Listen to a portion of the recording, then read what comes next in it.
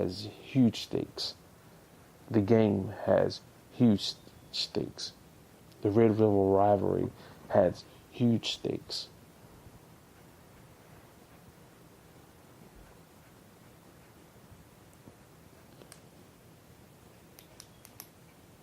And that's great for college football. It's great for college football and college football fans. But as I stated, the SEC is no longer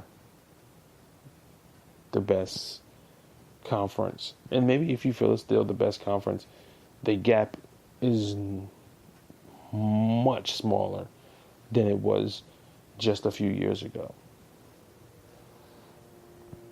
when Mississippi State and Ole Miss were truly challenging Alabama, and Texas A&M was challenging Alabama, and you had LSU truly challenging Alabama, and you had Auburn truly. It wasn't even really the SEC; it was the SEC West, when you had 5 teams that were truly national championship contenders, and now you're down to really 3 teams at the max that are true national championship contenders.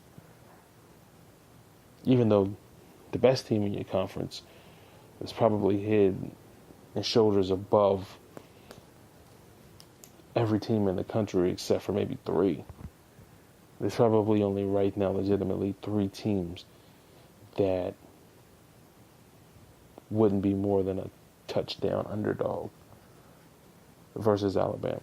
And that's probably Clemson and Oklahoma.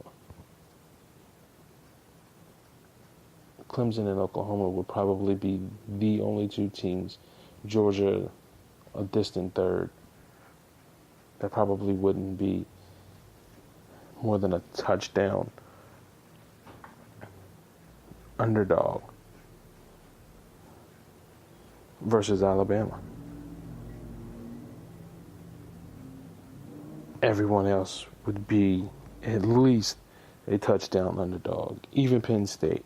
I think Penn State's really good, but Penn State would be more than a touchdown underdog versus Alabama. Clemson and Oklahoma, probably it.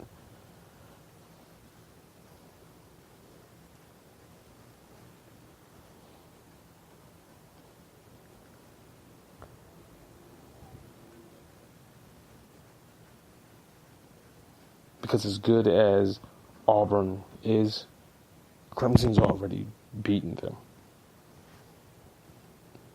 Sorry. Good game, tough, hard-fought game, but Clemson won. They won.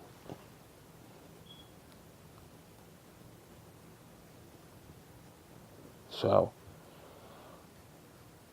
what does week 6 look like as far as college football is concerned? Got some big games, some games that could potentially be slept upon. I think one will be Georgia at Vanderbilt. I think that will be a much better game than most people would think.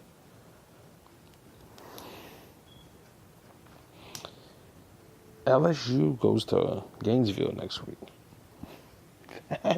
That could get very, very interesting, because you know LSU is going to have a chip on their shoulder. They're going to have something to prove after losing at home to Troy. And then Florida's just Florida. Miami and Florida State. That one is going to be just a pride game. It's a rivalry game. Miami is going to come in probably the more confident team, because they've seen how poorly Florida State has been playing.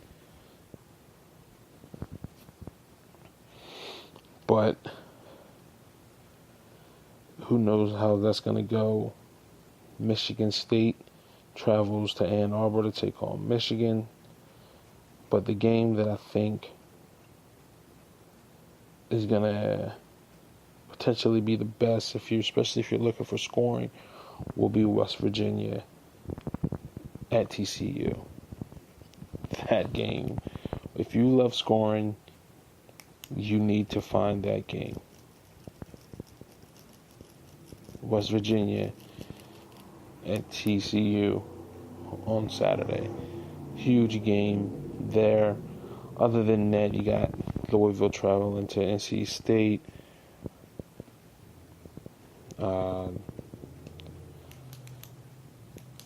Clemson hosts Wake Forest. Penn State travels to Northwestern. Let's see how Auburn handles Ole Miss after Alabama's 66-3 win over Ole Miss. Maryland and Ohio State. That one could be interesting as well. Maryland's played very well. They've been competitive in all of their games this year. And has Ohio State figured itself out? It looks like they may have. They've been much more impressive of late against inferior opponents, but that's what you're supposed to do when you're playing against inferior opponents. You're supposed to blow them out. Washington State travels to Eugene to take on Oregon. Could be very good. And the question that is remaining, because there seems to be some very good teams outside of the Power Five. The two teams from Florida, Central Florida, and South Florida, they seem to be very good. San Diego State seems to be very good as well. Let's see how the committee handles them going forward if they continue to win and continue to perform well, because some USF, they're just not winning. They are drumming people. So if they continue to win big like that, how will the committee handle them? And when it's time to talk about the best team in the country, it'll be interesting to see. But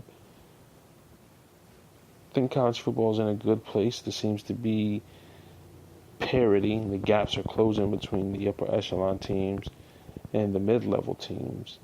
And when prominent teams return back to their top tier, or at least second tier, like the Penn States, like the Michigans, it's just better for college football.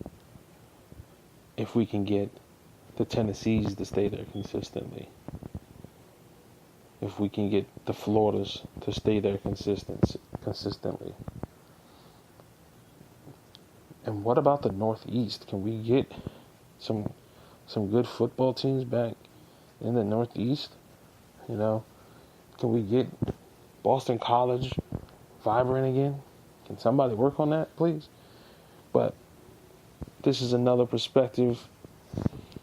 Your boy D-Biv, Kyrie's Big, signing out.